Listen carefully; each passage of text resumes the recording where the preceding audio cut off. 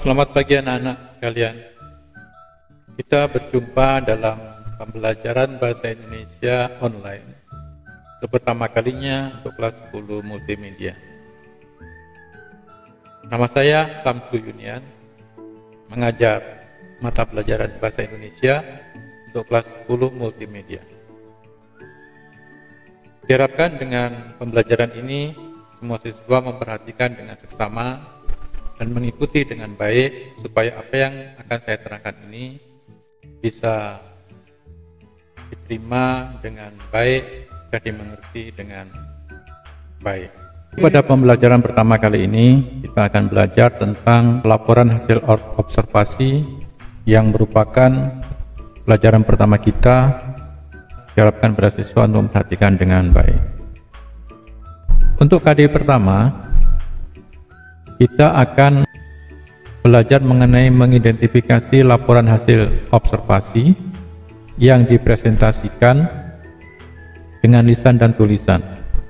Kemudian untuk yang kedua yaitu menganalisis isi dan aspek kebahasaan dari minimal 2 teks laporan hasil observasi. Jadi ini KD-KD yang akan kita pelajari pada laporan hasil observasi.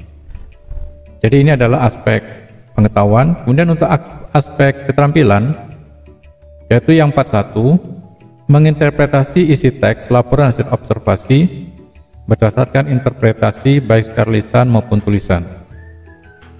Kemudian yang kedua, mengkonstruksi teks laporan dengan memperhatikan isi dan aspek kebahasaan baik lisan maupun tulis.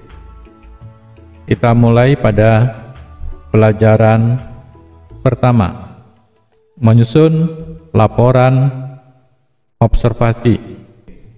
Kita mulai pada pelajaran pertama, yaitu teks observasi. Jadi kita belajar mengenai menyusun laporan hasil observasi. Oke? Sekarang perhatikan pada hal yang pertama ini. Kamu pasti pernah mendapat tugas membuat teks laporan hasil observasi atau pengamatan. Jadi kesimpulannya apa? Jadi yang dimaksudkan dengan observasi itu adalah pengamatan. Jadi observasi itu mengamati. Oke, paham? Oke, saya lanjutkan. Sebelum menyusun teks laporan hasil observasi, jadi sebelum menyusun teks laporan ini, maka kamu harus menentukan objek. Menentukan objek. Yang disebut dengan objek itu apa? Yaitu sesuatu yang akan diamati. Contoh misalnya kita akan mengamati tentang tanaman ubi misalnya. Maka ubi tersebut adalah objek. Oke, paham? Kemudian yang kedua, menyusun jadwal observasi. Maksudnya apa? Yang dimaksudkan dengan menyusun jadwal observasi itu adalah menyusun kapan dilakukan observasi, yaitu dengan menentukan tanggal, menentukan jam berapa, sampai tanggal berapa. Ya, ini disebut dengan jadwal observasi.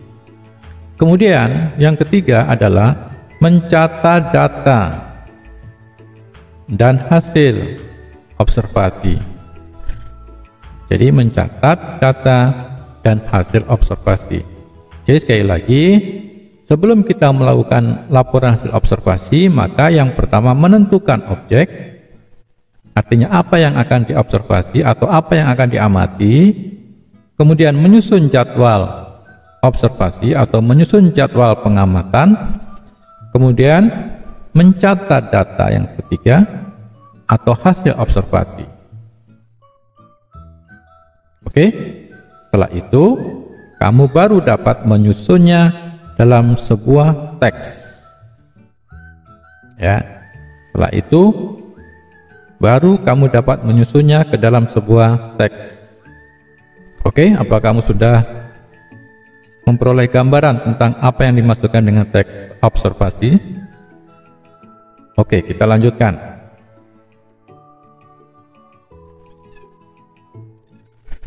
Untuk membekali kemampuanmu dalam mempelajari teks hasil observasi ini, maka kamu akan belajar tentang menginterpretasi isi teks laporan hasil observasi, menginterpretasi, kemudian menganalisis isi dan aspek kebahasaan dari minimal 2 teks laporan hasil observasi, kemudian merevisi isi teks laporan hasil observasi, dan yang keempat, menyusun teks laporan hasil observasi. Keempat ini yang akan kita pelajari. Setelah mempelajari materi ini, kamu diharapkan mampu mengidentifikasi isi teks laporan hasil observasi. Yang kedua, menyusun ringkasan. Yang ketiga, menyimpulkan fungsi. Sebuah laporan hasil observasi dapat disajikan dalam bentuk teks tertulis maupun teks lisan. Kamu sering melakukan observasi atau pengamatan, tetapi belum memahami cara menyusun teks laporannya dengan baik. Untuk itu, kamu perlu memperhatikan penyusunan laporan hasil observasi yang kamu dengar atau kamu baca dari media televisi, koran, majalah, maupun internet. Ya. Jadi, kamu sering melakukan suatu observasi, ya, tetapi belum pernah menyusun bagaimana menjadikan sebuah teks observasi. Saya lanjutkan. Mengidentifikasi isi teks laporan hasil observasi. Berikut ini adalah teks laporan hasil observasi berjudul wayang. Kamu diharapkan dapat mendengarkan teks berikut ini dan memahami isi teks tersebut dengan baik. Marilah berlatih mendengar laporan hasil observasi yang dibacakan supaya kamu dapat melakukan kegiatan mendengarkan dengan benar. Tutuplah buku ini, dengarkan guru atau temanmu membacakan teks tersebut dengan seksama. Wayang. Wayang adalah seni pertunjukan yang telah ditetapkan sebagai warisan budaya asli Indonesia. UNESCO, lembaga yang mengurusi kebudayaan dari PBB, pada 7 November 2003 menetapkan wayang sebagai pertunjukan bayangan boneka tersohor berasal dari Indonesia. Wayang merupakan warisan mahakarya dunia yang tidak ternilai dalam seni bertutur, masterpiece of oral and intangible heritage of humanity. Para wali songo, penyebar agama Islam di Jawa, sudah membagi wayang menjadi 3. Wayang kulit di timur, wayang wong atau wayang orang di Jawa Tengah, dan wayang golek atau wayang boneka di Jawa Barat. Penjenisan tersebut disesuaikan dengan penggunaan bahan wayang. Wayang kulit dibuat dari kulit hewan ternak, misalnya kulit kerbau, sapi, atau kambing. Wayang wong berarti wayang yang ditampilkan atau diperankan oleh orang. Wayang golek adalah wayang yang menggunakan boneka kayu sebagai pemeran tokoh.